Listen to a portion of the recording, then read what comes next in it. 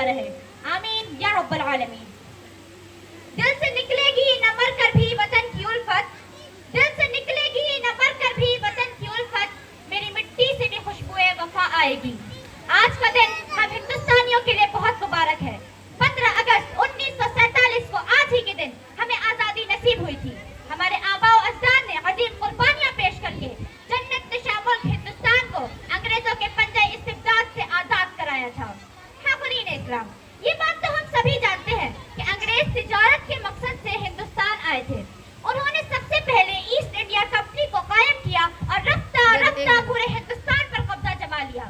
ہندوستانیوں پر ظلم و ستم کے ایسے پہاڑ توڑے کہ ان کے اندر تصور سے ہی ہمارا جسم لرزہ برانداب ہو جاتا ہے اور ہمارے وجود پر کپ کپی طاری ہو جاتی ہے۔ وطن عزیز ہندوستان کو سونے کی چڑیا کہا جاتا تھا، جسے انسان کے گورے من کے کالوں نے خوب لوٹا اور تخت و تاراج کیا۔ ان سخت حالات میں ہمارے آباء و اجداد نے انگریزوں کے خلاف مہم چھڑی، آزادی کی لڑائی کا بیگل پھونکا۔ ہمارے علماء اکرام نے انگریزوں کے خلاف جہاد کا فتویٰ دیا اور اسے ہر ہندوستانی کے حق میں فرض قرار دیا۔ چنانچہ اہل وطن نے وطن عزیز ہندوستان کی آزادی کی لڑائی میں حصہ لیا اور اس راہ میں شہید ہوئے۔ چنانچہ اگر ہم مجاہدین آزادی کی فہرست دیکھیں گے تو اس میں جہاں مہاتما گاندھی، سبھاش چندر بوس، پنڈت جواہر لال نہرو، رام پرساد بسمل، ڈاکٹر بھیم راؤ امبیڈکر اور سردار ولبھ بھائی پٹیل کے نام سنہرے حروف میں لکھے ہوئے ہیں، تو اس میں مولانا ابوالکلام آزاد، اشفاق اللہ خان، مولانا محمد علی جوہر، مولانا عنایت علی صادق پوری، مولانا ولایت علی صادق پوری، بہادر شاہ ظفر، مولانا حسین احمد مدنی، مولانا محمود الحسن دیوبندی وغیرہ کے نام بھی آب زر سے لکھے ہوئے ہیں۔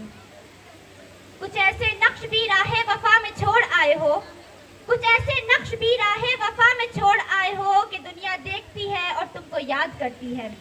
سامعین اکرام، وطن عزیز ہندوستان کی آزادی کے لیے مہم تمام وطن کے باسیوں نے مشترکہ طور پر چھیڑی اور اسے اپنے خون جگر سے سینچا۔ شاہ ولی اللہ دہلوی نے اس تحریک کی داغ بیر ڈالی اور شاہ عبدالعزیز دہلوی کے زمانے میں یہ تحریک ہر ہندوستانی کا مشن بن گئی۔ 1857 میں غدر کی داستانیں بھی تاریخ آزادی ہند میں نمایاں طور پر ثبت ہیں۔ تحریک شہیدین اسلام کی سب سے پہلی تحریک تھی جسے شاہ اسماعیل شہید رحمۃ اللہ علیہ اور سید احمد شہید رحمۃ اللہ علیہ نے برپا کیا تھا۔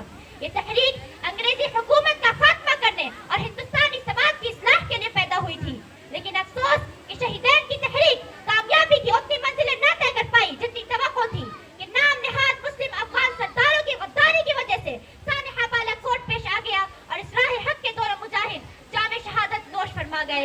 انا للہ و انا الیہ راجعون۔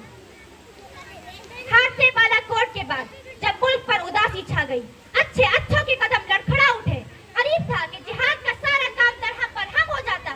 اس موقع پر عظیم آباد پٹنہ محلہ صادق پور کے ایک فرد نے یہ گرتا ہوا علم جہاد تا حیات اپنے سینے سے لگائے رکھا اور خزاں رسیدہ چمن کی اپنے خون جگر سے اس انداز سے آبیاری کی کہ اسلامی ہند کی پوری تاریخ اس کی مثال پیش کرنے سے قاصر ہے۔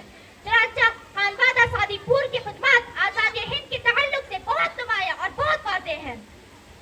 علماء صادق پور میں سے جن علماء اکرام نے اس تحریک میں جلا بخشی، ان میں مولانا ابوالکلام آزاد، مولانا عنایت علی صادق پوری، مولانا ولایت علی صادق پوری، مولانا عبداللہ عظیم آبادی، مولانا عبدالکریم، مولانا نعمت اللہ، مولانا رحمت اللہ، مولانا یحییٰ علی عظیم آبادی، مولانا عبدالرحیم عظیم آبادی، مولانا احمد اللہ صادق پوری، مولانا جعفر تھانیسری اہم اور قابل ذکر ہیں، جنہوں نے وطن عزیز ہندوستان کی آزادی کے لیے اپنے تن من دھن کی بازی لگا دی اور انگریزوں کے سامنے سینہ سپر ہو گئے۔ بالآخر 15 اگست 1947 کو اس وطن عزیز ہندوستان کو آزاد کرانے میں کامیاب ہو گئے۔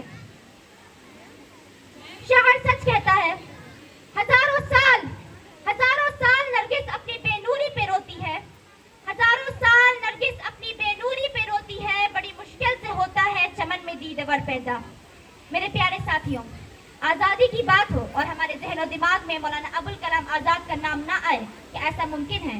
نہیں، ہرگز نہیں، کیونکہ مولانا ابوالکلام آزاد نے ہندوستانیوں کے دلوں میں اپنی صحافت کے ذریعے آزادی کی جو جوت جگائی ہے وہ کسی سے مخفی نہیں۔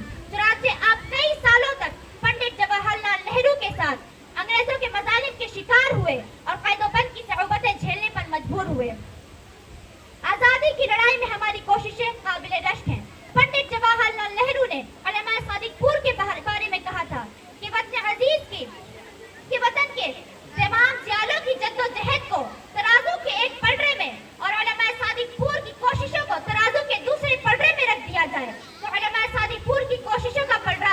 पड़ेगा। आप अंग्रेज मौर्य W. हंटर को जाकर पढ़ें और सच सुने कि आजादी की लड़ाई में हमारी कोशिशें कितनी समरआवर और धारदार थी कि अंग्रेज हमारे बुजुर्गों के दर पे आजाद रहते थे। वक्त इससे ज्यादा की इजाजत नहीं देता, वरना वतन अजीज हिंदुस्तान की आजादी के लिए हमारी खिदमत की दास्तान बहुत तवील है। इसका अदला तस्करा भी फवालत का बाइस होगा। लेकिन चलते चलते फिर एक बार मैं आप तमाम अहले वतन की खिदमत में यौम आज़ादी की दिली मुबारकबाद पेश करती हूँ और आप तमाम हज़रात से बस इल्तिमास गुजारिश करती हूँ कि आप वतन अजीज हिंदुस्तान की तमीर और तरक्की के सिलसिले में अपना किरदार निभाएं। ऐसा कोई काम ना करें जिससे इस मुल्क की फिजा मुकद्दर हो और इसकी कौमी यकजहती और मजहबी रवादारी को ठेस पहुँचे। आखिर में इस दुआ के साथ रुखसत होती हूँ कि इलाहुल आलमीन हमारा वतन यूं ही रुबा तरक्की रहे, ये अमन और शांति का गहवारा बना रहे, ये गंगा जमनी तहजीब का मरकज बना रहे, ताकि वतन अजीज मुख्तलिफ शअबाजात में कामयाबियों के झंडे गाड़े। आमीन या रब्बल आलमीन।